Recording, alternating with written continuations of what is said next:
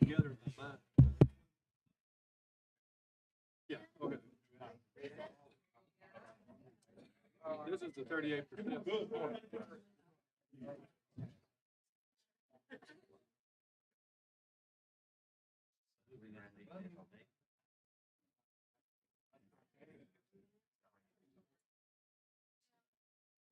And like I said in my article, we can't divide Mobile County, but every plan I've ever seen divides Jefferson County away from St. Louis. I didn't say that.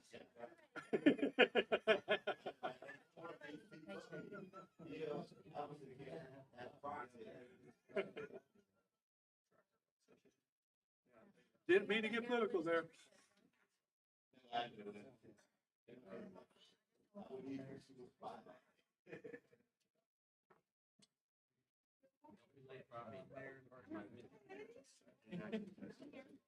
at 10:30. Is that Coleman name? I should have-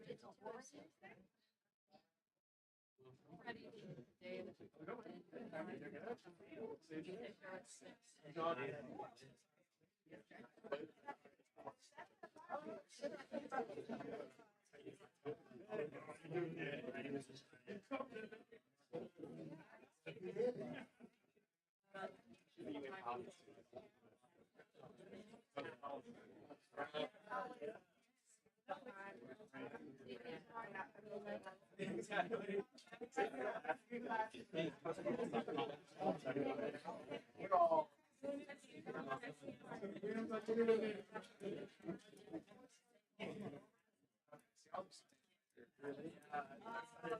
Friday,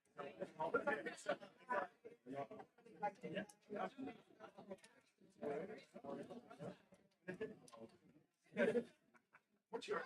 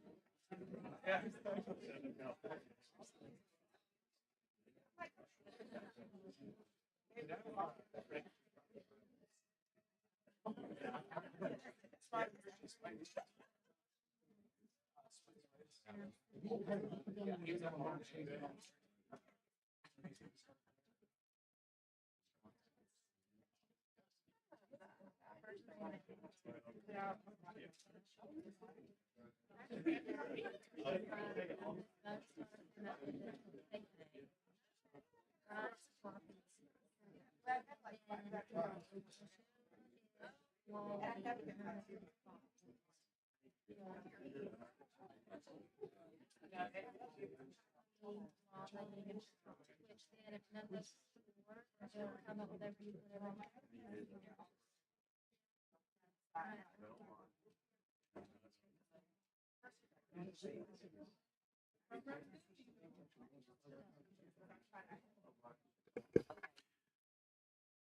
Good morning. Call the committee to order, and if I could ask the clerk to call the roll this morning. Senator Wagner. Here. Senator Allen. Senator Chambliss. Senator Figures. Senator Gavan. Senator Gudger. Senator Hatcher. Senator Jones, Senator Price, Senator Sessions, Senator Shellnut, Senator Stutz, Senator Singleton, Senator Smitherman, Here. Senator Williams, Senator Livingston. Mr. Chairman. 13 members present. There's a quorum established. Yes, Senator Smithman. Before we get down to the real nitty gritty, Yes, sir. can I have a moment, about 1 minute of personal privilege? Right now? Yes, sir. Yes, sir. Why you leave me, man? You sit over here with me. I thought we were finna get something started. I love you, Some brother. fun and go. That's why I said it to be with you. I love you, brother. Bobby told me to come sit over here. Oh, okay, all right. That'll work then. That'll work. Now we know who has the real influence. Okay. Let's call HB 2 by Representative Carnes. I think Senator Chambliss is going to handle that bill. Yes, sir. This is a companion to my bill, and before we go too far, and I forget, we have the amendment, the same amendment that we put it on at last night on the Senate bill, and I would move adoption of that amendment.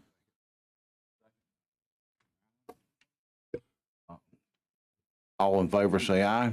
Aye. Like sign nay. The amendment is adopted, and we're on the bill as amended. If there are questions, I'll answer them. If not, I move favorable. I have a question, Mr. Chairman. Senator Smithman. I have a question. Why we ain't got the House mouse up here? They don't like us or something. You know, the House don't know. He had another meeting at the same time. Oh, He was wanting to come, and he said, I can't. And I said, don't worry, I'll handle it. okay. I just, I mean, he's a good man. That's one of my that's my chair of my House local delegation. Yeah. But I just wanted to see him. I ain't seen him in a while. I guess he's busy. I don't know. All right. I got a feeling you're just not feeling the love today. That's it. I need some love, man. Hey, Mr. Chairman, will you hold just a second? I'm going to go sit over there. Come on in. Come on, go on over there. So, That's my alter ego in this process. so we have a motion for a favorable by Senator Chambliss. Is there a second? Senator Sessions? Senator Sessions. Want a roll call, or you want to do previous roll? We don't have a previous roll, but a voice vote? Voice vote. That's fine. All in favor, say aye. Aye. Like sign, nay. It receives a 13-0 favorable report. Thank you, Senator Chambliss. Thank you, sir. Committee. Senator, Yes. Mr. Chairman, when we get on the floor, though, kind of yesterday we were moving at warp speed, sort of. Can you kind of just break down some examples, like comparison and contrast? Like you said, okay, we're doing this now. A, B, C, and D is happening. We're trying to prevent A, B, C, and D from happening. You see what I'm saying? Right. I'll get with you before the floor. Okay. All right. Okay. We'll move on to HB 5 by Representative Pringle, and I will tell you, I have a substitute up front on that I will offer. It'll be the Livingston Congressional Plan. Thank you, Mr. Chairman. Ladies and gentlemen, it's, we introduced and passed the Pringle, it's the Community of Interest Plan in the House, and I believe y'all have a substitute for the Livingston Plan. Yes, sir. Now, I move to adopt the substitute, and we'll be on the substitute. If there's a second. Second. Roll call vote on the substitute. Senator Wagner, Senator Allen, Senator Chambliss, Senator Figurs, Senator Gavan, Senator Gudger, Senator Hatcher, Senator Jones, Senator Price, Senator Sessions, Senator Shellnut, Senator Stutz, Senator Singleton, Senator Smitherman, No. Senator Williams, Senator Livingston. Aye.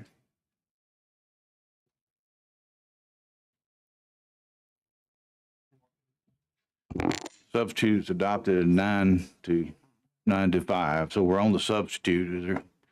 Are there any questions about the substitute today? Mr. Chairman, Yeah. Go ahead. go ahead. Senator, Did we pass it out? Yes. No, we didn't just pass it out, we just adopted it. just adopted the sub. Do we have this is the same copy that we had? Yes, sir. It's got Livingston Congressional Plan 2 on it. Same plan we had in commit, had on the floor yesterday. But that's it, though. Yes, sir. Mhm. Okay. I got a copy then. Go ahead. Yes. Senator So, Singleton. Mr. Chairman, what I would like to say, instead of prolonging and introducing maps here in the committee, we reserve the right under the Singleton plan, congressional plan, to reserve our same remarks for the map that we had on yesterday. And what we will do is reintroduce our maps again on the floor for the record. Thank you. Thank you, Senator Segler. Senator Smithman? The same on the Singleton 3 that I introduced. And Mr. Chairman, ditto for the VRA map. Senator Hatcher? Okay, so, But I probably will in this presentation have some questions. I didn't know whether you wanted me to wait till he come up, you know, and then I'd get them all in one lick, then instead of me coming in asking you. I think Representative Pringle is gone. Oh, he's gone. He just substituted the bill that was on the agenda. No, can I respond? Yes, sir. Okay. No, the ownership of the bill don't change. When they engross that bill, they gonna say Pringle. They're not gonna say his sub. Not, you know, that's what's getting ready to happen. So he should have been here, in my opinion, because it's his bill. Even though we changing it, but it's still, when it leaves on that floor, it's gonna say Pringle HB5. And so when we get But tomorrow, if I'm not mistaken, if it doesn't get reported out of this committee, it doesn't get on the floor. but it Unless is gonna get someone reported. else introduces it as a sub. That's right. correct? You're right. I can correct. tell you correct. But it's gonna get out of him. So that's gonna be moot. I can look at these guys. I'm just tell you, so that's why I said on the floor it's gonna be HB5. I'm through. I don't know if you want to go through a description of the bill. Yeah. I would like to have some conversation about the bill Okay. again. This is because one of the things that I've asked on the floor, and I know between last, that's what I wanted to talk to him about as well, is that between last, what it was, the 13th when we met the committee. I think it was the 13th. Yeah, it was that Thursday. We met. That was a commitment or promise or effort or either whichever one of them fit, that we were going to get the functionality report. So this is not something we popped up on the floor and started talking about it and trying to at last minute talk about some things that was needed. And we were, you know, given some assurances that we were going to get those. They were working on them. We going to get them. So, I mean, today is Thursday. I just want to ask the question, who are they working on them for? I mean, because here we are, even on Thursday, which is a whole week. And I can just tell you this much. Let's see, I want to get my days straight. I requested the numbers that I provided you as part of the functionality report on like I'm just guesstimating exactly, like on a Friday morning. And Friday evening, I had the numbers. Not from the committee, you know. I've had from people who that's what they do. And I'm saying if these people can do this and they don't even have access to our department, but yet they can go get the relevant data to do this, then I can't understand how we got a whole department, we got a team of lawyers down there, and everything, and yet we can't be provided this information. Now, you know, I know I'm speculating in what I'm getting ready to say, but you know, I'm getting the perception that they don't want to give us the information and they ain't gonna give it to us, and I know it's there. And I'm concerned with the fact that because based on numbers and based on what you all heard on the floor yesterday with me and Pard and Senator Singleton, in a little more detail, we have numbers from this area. We don't have the full functionality report, but we have in parts of it.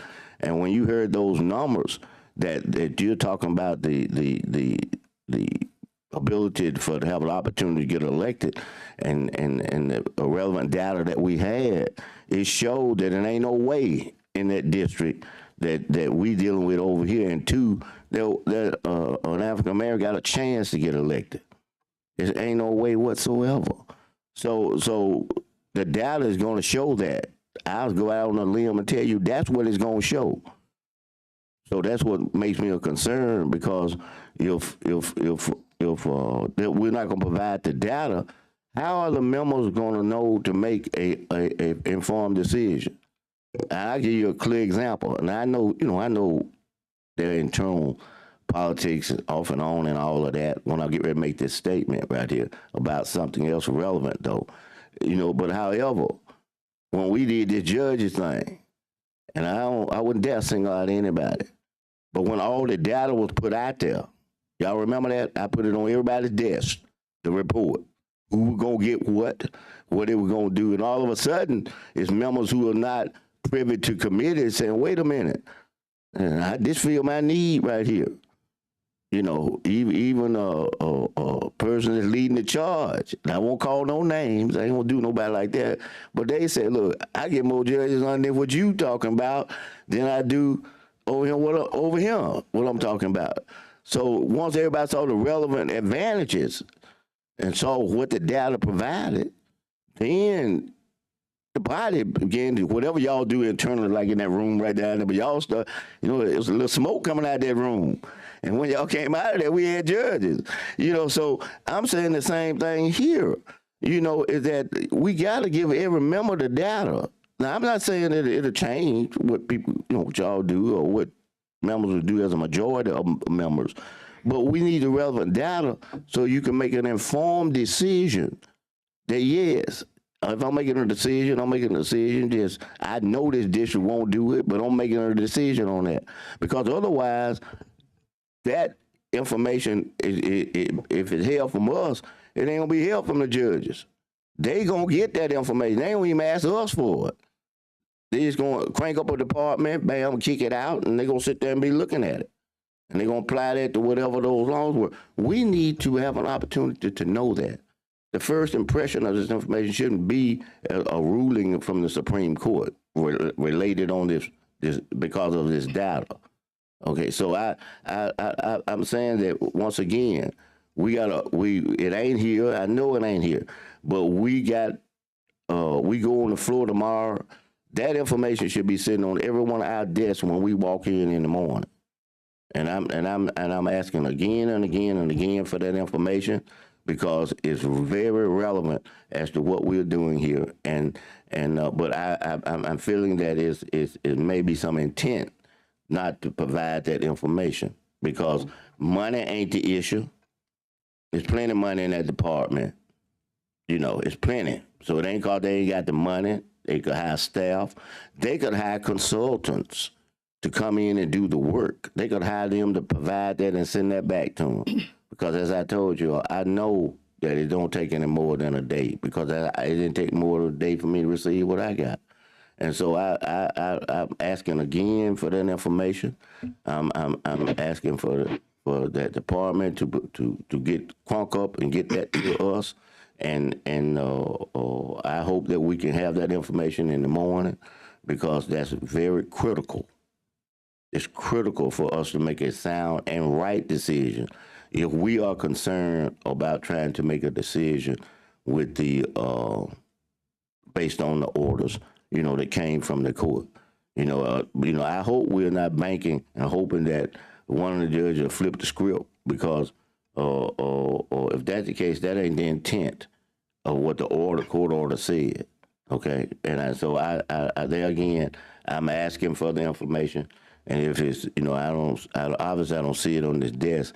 So if legislative reapportionment has that information, I need that information, and I need it today. And we go in at 11, and I would like to have it before 11 if they got it down there. Okay, thank you, Mr. Chairman. Mr. Chairman, Senator, I'd just like to state for the record, Senator Smithman is right. In this business, the demographers who draw these maps, they don't draw these maps without doing performability reports. That's just not the practice. They don't do the maps and then come back and then ask for a report later on down or try to figure it out.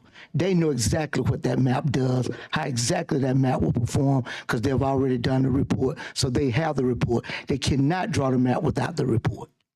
That's the practice of the profession. So they have it. So they can produce it to us. Thank you, Senator. So.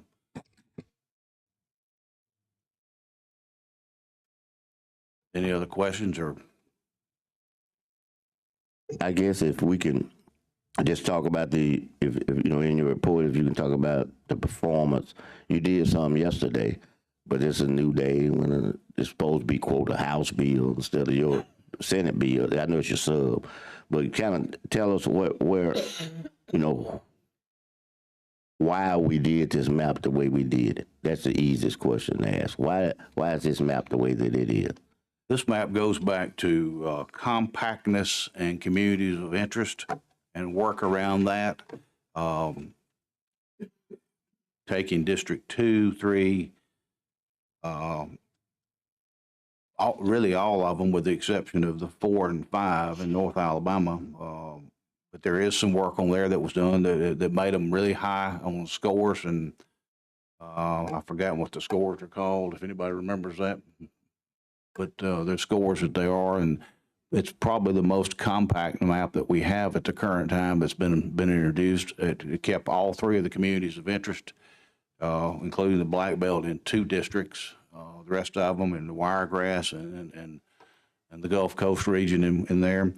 It also adds what is a community of interest up in North Alabama which is maintained, I guess, would be the Morgan and the Madison County areas where the rockets are produced in Morgan County and shipped downriver. A lot of NASA work goes on in Huntsville. Mr. Chairman, it sounds like to me y'all focus so much on outside of the 2 districts that the court asked you to draw. Sound like what you're doing, a compactness study based on community of interest. I'm sure you're dealing with traditional principles of redistricting. I hear what you're following. Yes, you may have followed those lines, but does it meet the standards by the Voters' Right Act, and does it meet the standard by which the court? If you can explain that to me, then I can accept it. Senator, we believe it does meet the voting rights standards. Now, you know, because we followed all the guidelines in there. You know, as a community opportunity district, nobody knows what the definition of opportunity is. They didn't give us. Well, how did y'all define it? So you had to define it some way. You came up with a number. And what was your identifying number? Identifying number was the 34%? No, sir, it's more like 38 in this, 38 something in this situation. So. Okay. So I got an opportunity to lose. That's it. I got you. or win, sir. Judge Smithman. Do we have anybody here from reapportionment?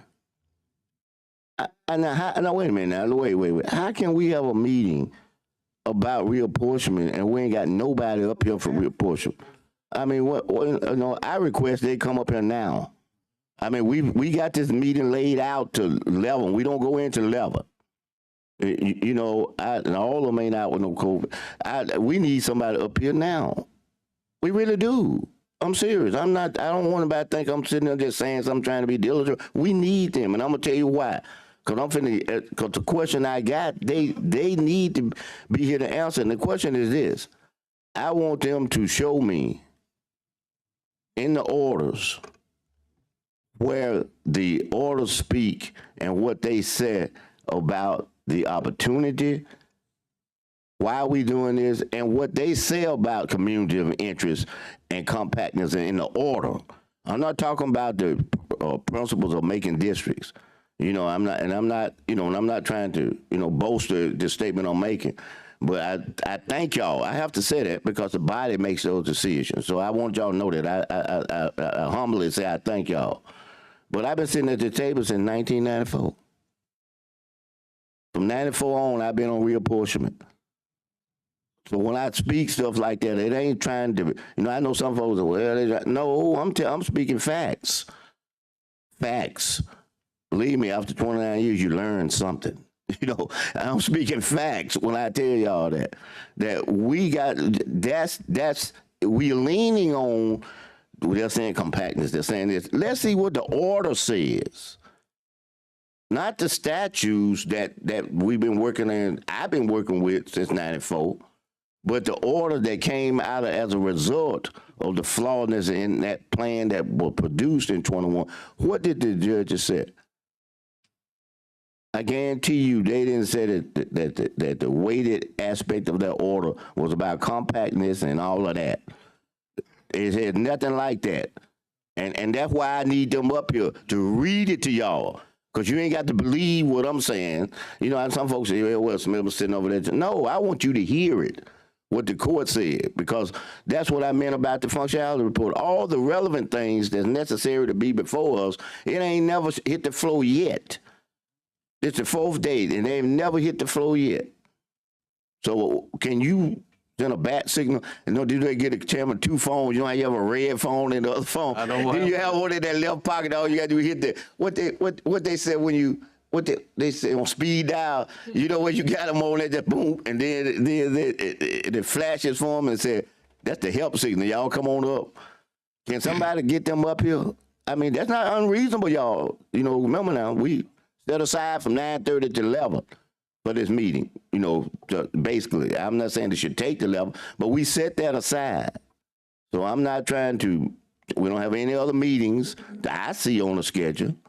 So it's nothing to stop us from waiting until we get these people up here. You know, we do it on the floor. When we waiting on a bill, don't we do that, y'all? We get to the mic and talk and kind of delay a little bit till we can get, you know, the bill redone and then brought up, and then, you know, when people have amendments and things. So it's no different. That's the process we use when we don't have them. So can we get somebody that can tell us these answers up here?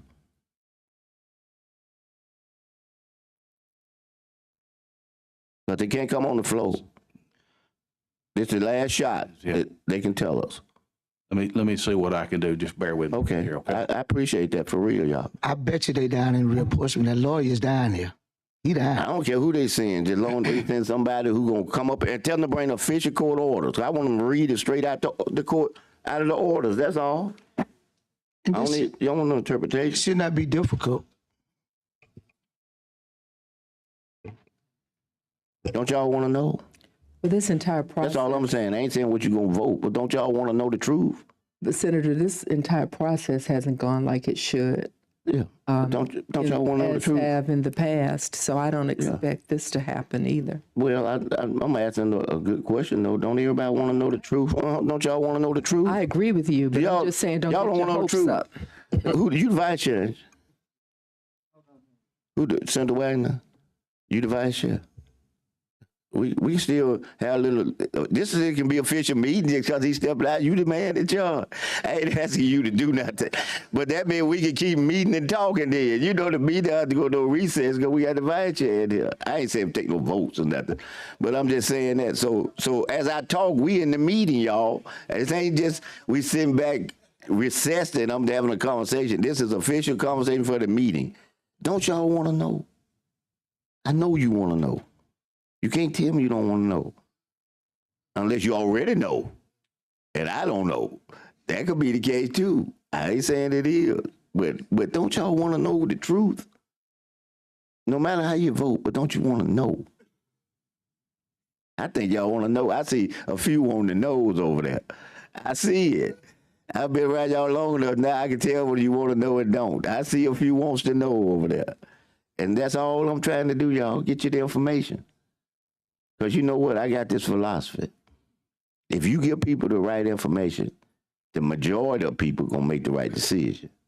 But you got to give them the right information. That's all that I'm saying. That's all I want. I ain't even asking you to commit no way to vote, whatever. I just want you to commit to helping me get the right information so that you can make an informed decision on the right information. And if y'all got it, I ain't got it. So I would like to have it to make that decision.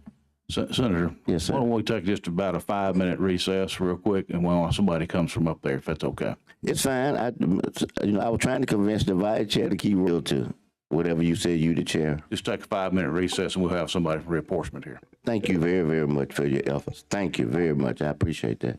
Thank you.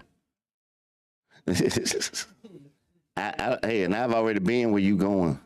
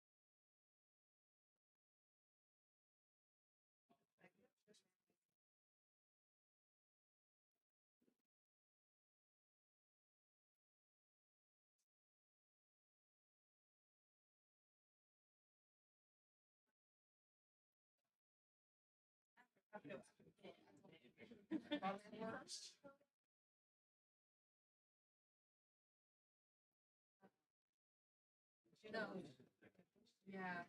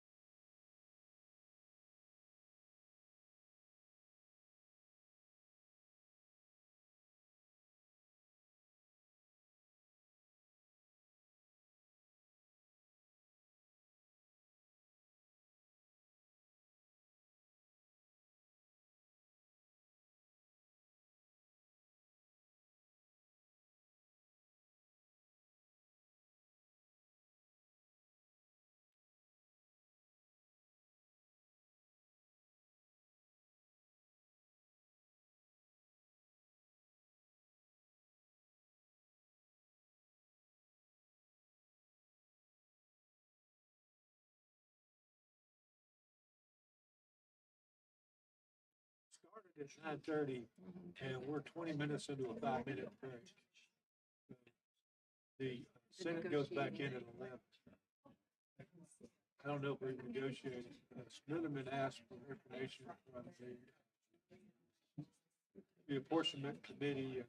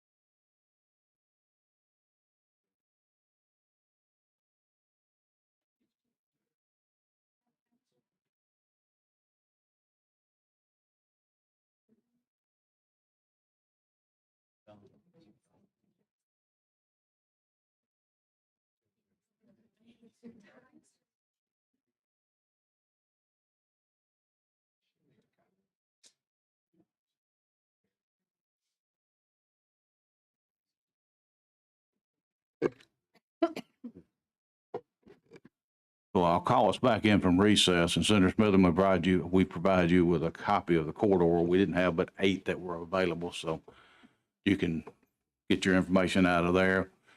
Brought in Anthony. I explained to you the situation downstairs and redistricting, so. Yeah. Yes, sir. May I ask them? Yes, sir. Okay, Yeah. thank you. Then I don't, I know you're a busy man. I know that. So let me say this, and I'm not gonna ask you, did you hear it? Well, so I'm gonna state to you, maybe first impression to hear it. I would like to know in this order,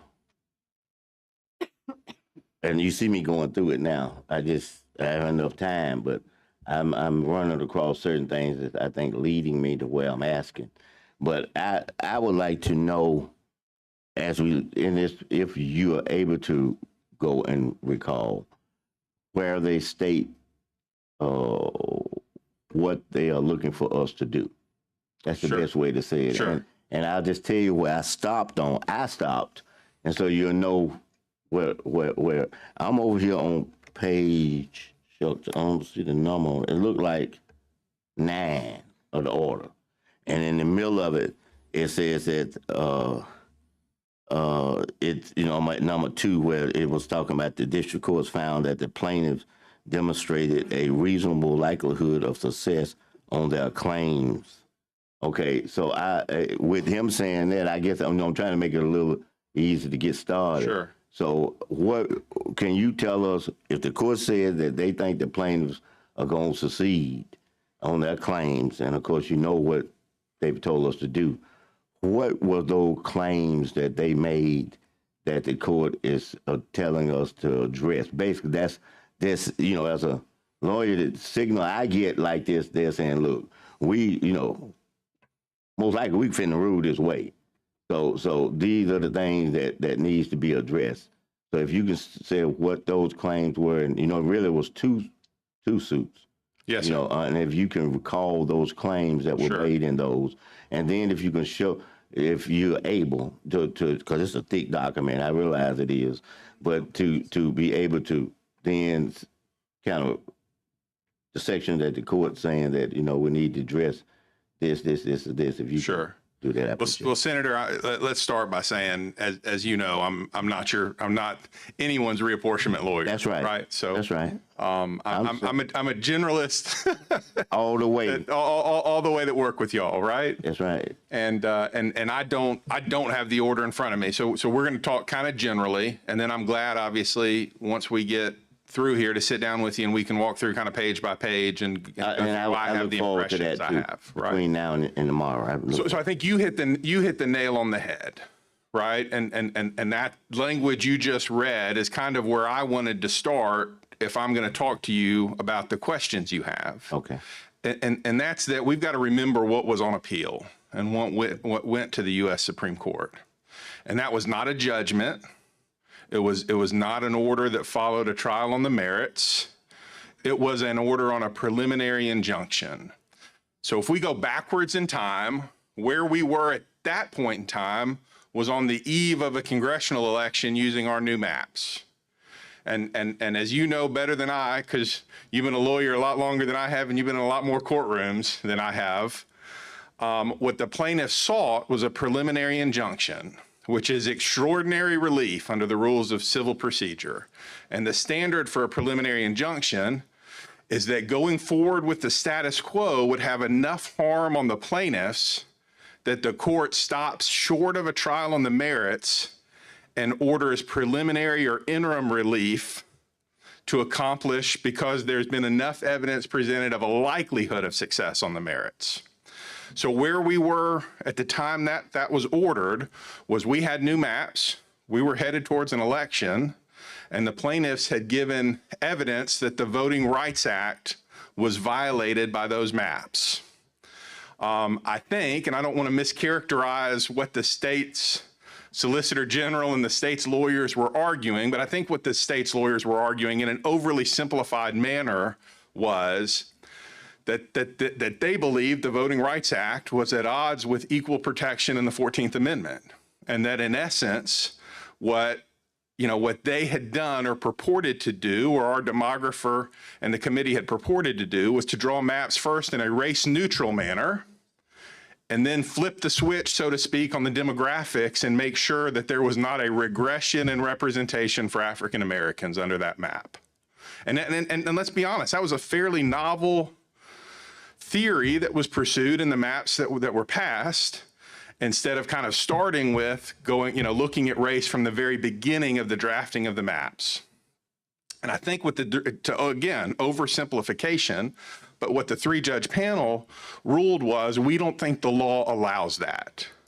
We think the Voting Rights Act and Section 2 of the Voting Rights Act still very much requires you to consider race earlier in the process than the state did, and that the population of African Americans in the state of Alabama was sufficient that they believed a likelihood of success by the plaintiffs at a trial that there be two more representative districts rather than just one, right? Two representative districts instead of one. Of course, they then ordered, you might remember, we were about to come into session, I think, and the court ordered about a 10-day turnaround for us to draw new maps. And instead, the state appealed to the U.S. Supreme Court. The U.S. Supreme Court stayed that preliminary injunction. And now, 12, 13, 14 months later, however it is, the Supreme Court ruled, right? So again, as your nonpartisan lawyer, my frustration in reading the Supreme Court's order is that I don't think it really gives us a whole lot of guidance. What the Supreme Court said was, we agree with the three-judge panel. We think there was enough evidence at that preliminary injunction phase that there's a likelihood that the Voting Rights Act was not complied with. We think that the population of the state of Alabama, under existing precedent, they didn't really make any new law in that order. They said Jingles is still good law, our precedent's still good law, and we don't think the state followed those. Again, at a preliminary manner, right? Not after a trial or after completion of a case or the merits. And therefore, we think that in all likelihood, the population of the state of Alabama would support two otherwise appropriate, districts within a map that still looks at community of interest, still is compact, but also considers race, and that at least two districts should likely be at least opportunity districts where the minority population has an opportunity to win an election with a candidate of their choice. So then, as you know, what happens, the U.S. Supreme Court remands that case to the 3-judge panel. And the 3-judge panel then basically called everybody in. Again, I'm a Monday morning quarterback on this, right? I was not in that courtroom. And they said, defendant, state of Alabama, how do you want to proceed? Do you want to keep a trial date on your current map? Or do you want an opportunity to convene the legislature and pass a map that addresses some of the concerns we addressed in that preliminary injunction order and that the Supreme Court said we likely got right? And the state of Alabama's response was, we'd like an opportunity for you to consider a map different than the one you have before you. And that's why we're here. Now, again, as the non-expert legal counsel generally, I certainly understand that. It's also frustrating because I don't think the court gave us a whole lot of specific guidance about how to make that map better. I think we're still under the same Jingles test and other precedent. I think we still, it's still our obligation to pass a map that isn't gerrymandered, a map that has compact districts, a map that has 0 or close to 0 population deviation, a map that preserves communities of interest. Now, the Supreme Court did say they weren't sure that we were supporting what we called community of interest with enough evidence, right? So, we've had public hearings. Maybe we've got more evidence about what communities of interest are. Maybe we don't. But we're here now trying to pass a map again that hopefully is more in line with what the court will think does not violate the Voting Rights Act and that complies with all the other precedent that we have. But I don't think the court gave us a checklist of if you do A, B, and C, your map's going to stand. So the process is whatever map we pass, as you know, there's a window of a certain number of days for plaintiffs to still say, hey, that map doesn't work. The court's going to have a hearing on that map. Potentially the court will issue another preliminary injunction. I suspect that'll be litigated, or maybe we'll go to a trial on the merits of that map. But as I sit here, my frustration is that I don't think we have a checklist. I don't think we know what's going to make a map comply. I can't tell. If you told me, does 42% minority population comply? My answer to you is I have no idea. I have no idea. Those 3 judges are going to look at the evidence and determine in the totality of all the factors, does that map comply? And I can't give you an honest opinion on whether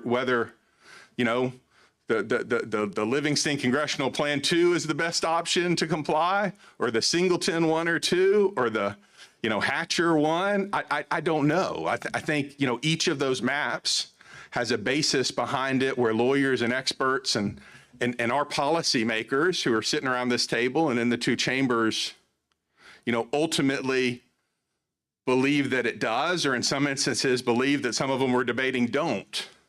But I think, the frustration of it is I can't tell you, yes, I think this checks all the boxes the Supreme Court or the 3-judge panel was worried about or not, or whether yours does, or whether Senator Figueres does. I think each of them is a different group of people's best effort to read those tea leaves and get something out there. And then the process will go on as the process will go on.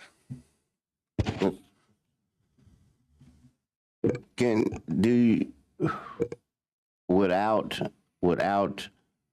and of course I don't mind you giving my copy, but I being realistic to you, I could hand you this copy unless you knew where you were directly going. You'd be like me in here, I'd be pretty blind with that copy right now. It's taking me the time from the recess to now to go through these 9 pages. Sure. Because you're reading and comprehending. Understand. It's not I can read it. Sure. But you're reading and comprehending at the same time, and so it goes. It's a little slower pace. doing that.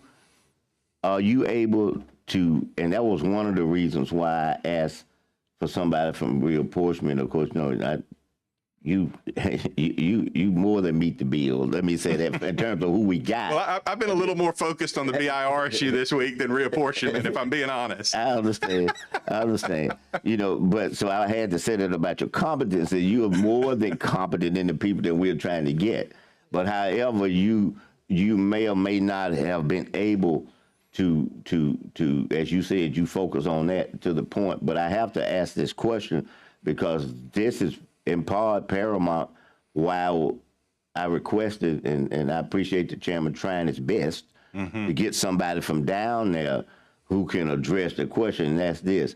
I would like to know in this order, and I realize it's good and thick, but I would like to know in this order where they talk about opportunities and opportunity districts.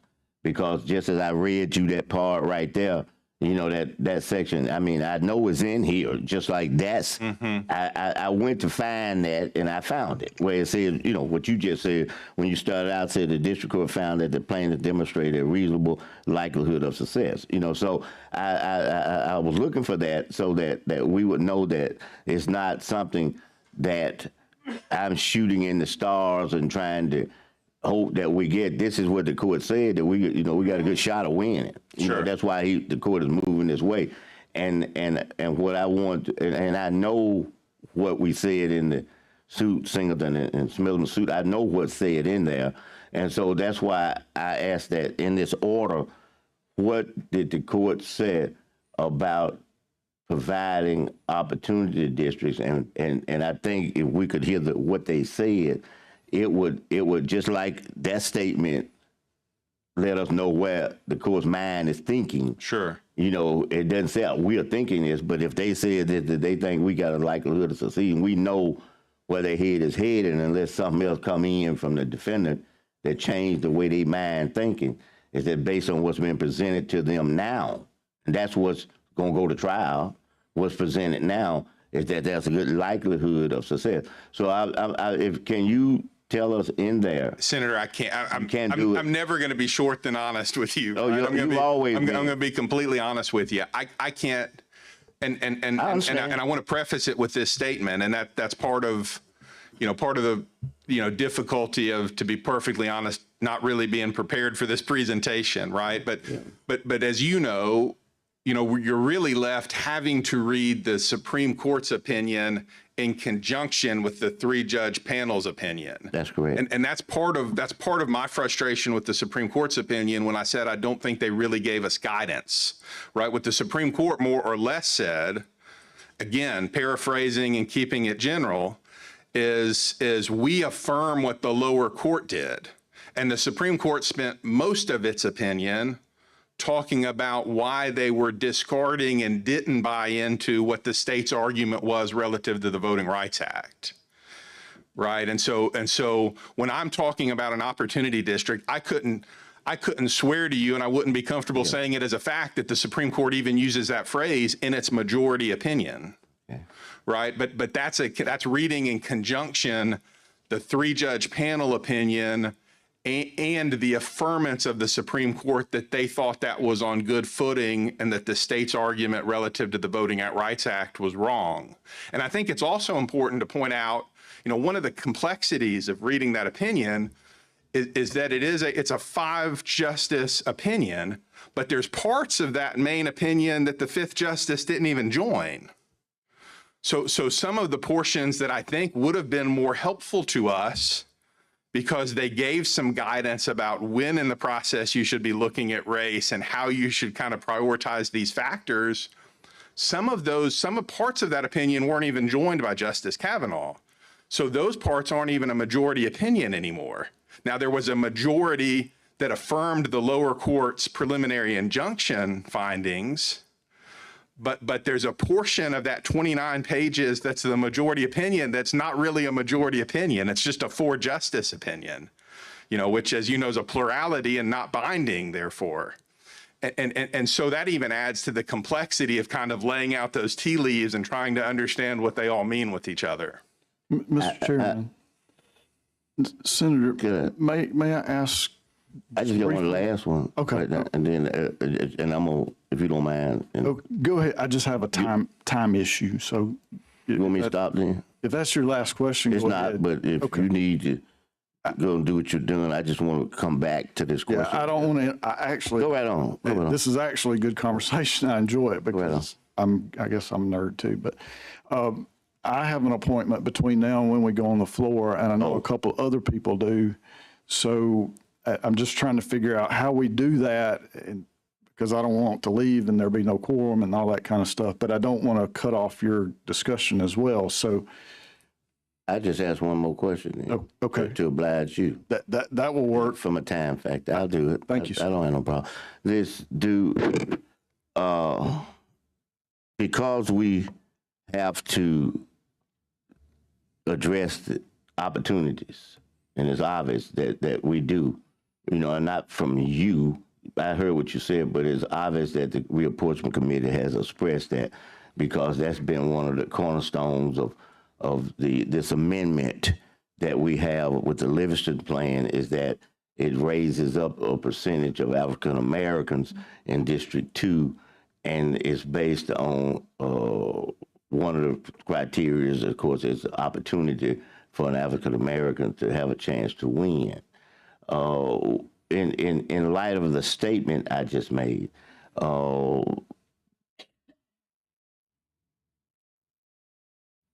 would it be helpful for us to come to that conclusion by having at our disposal the functionality report of that district and how it would function in relationship to the opportunity that it would provide for an African American to have a chance to win? Sure. No, I think obviously I understand any and all information is relevant to making a decision, right? I think one of the things that's complicated about all this, and it's particularly complicated from my mindset because of the way, I hope that I show fidelity to this concept. I mean, I truly try to approach everything we do in this building from my viewpoint being nonpartisan, non-racial. I mean, I understand I am what I am, right? But that's how I try to approach in providing service to each and every one of you. I hope we achieve that more than we don't, right? But that's part of what's difficult in this, right? I mean, it's part of what is when you read these opinions. And I know the history they come from. I mean, I know the history that led to the courts and Congress doing what the courts and Congress have done in regards to these. I'm not blind to that. I'm respectful of that. I understand that.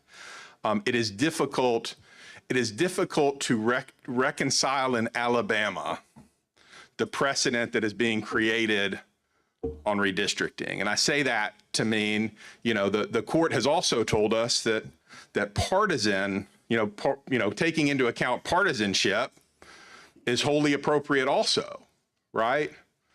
For better or worse, somewhat unfortunate, I think, in Alabama, we seem to be, again, on the average, with partisanship and race being aligned in a way that then makes that line very difficult to understand and reconcile when you're doing a redistricting, right? Because of course, all of Alabama's roughly 5 million people are individuals with different opinions, different ideas, different thoughts.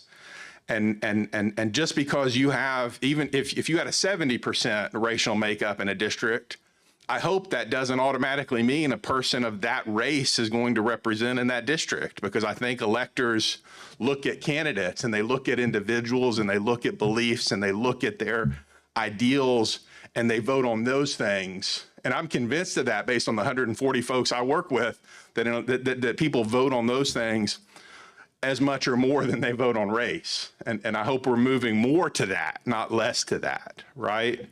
And so it makes it very complicated when we're talking, and I think that's the point you're making, is that, what the court requires is not that you have a district that a minority can win, because the courts nor y'all as policymakers can speak for that population. Their free will to vote for whom they choose.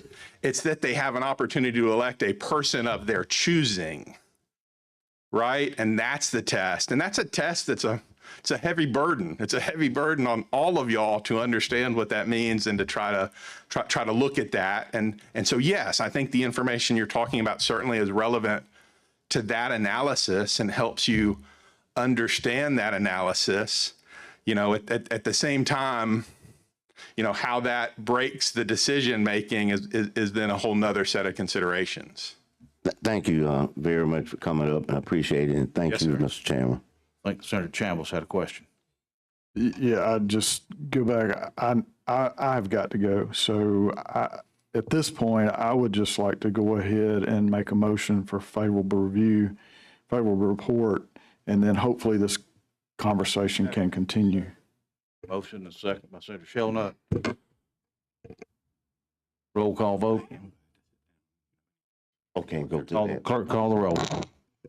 Senator Wagner, Senator Allen, Senator Chambliss, Senator Figurs, Senator Gavan, Senator Gudger, Senator Hatcher, Senator Jones, Senator Price, Senator Sessions, Senator Shelnut, Senator Stutz, Senator Singleton, Senator Smitherman, Senator Williams, Senator Livingston.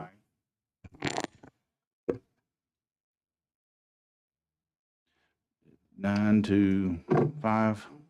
9 to 5. The bill receives a favorable report. Thank you, ladies and gentlemen. We'll continue the conversation. And I want to say before we leave, thank you, Mr. Chairman, for your efforts to try to do the best you can to get those people up here and what I requested. And I want to say I thank you very much. Thank you, Senator. Thank you. We are adjourned.